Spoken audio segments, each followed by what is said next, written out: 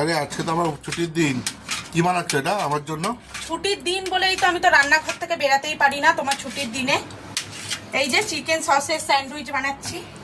তুমি তো মানে যেটা বলবে সেটা তোমাকে বানিয়ে দিতেই হবে ছুটির দিন, নাহলে তো আমার নিস্তার নেই। তো এই যে চিকেন সসের স্যান্ডউইচ বানাচ্ছি, দেখি কেমন হয় খেতে। কি বানাচ্ছ?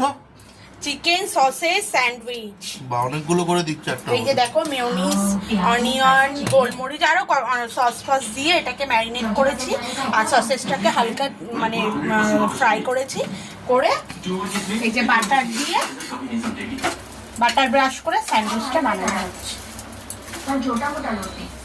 দেখি খেয়ে কেমন লাগে। যেমনই হোক খাবে, আচ্ছা, আবার কি টিফিনে বানিয়ে দিচ্ছে, এত ঝামেলা রে, তাই অনেক।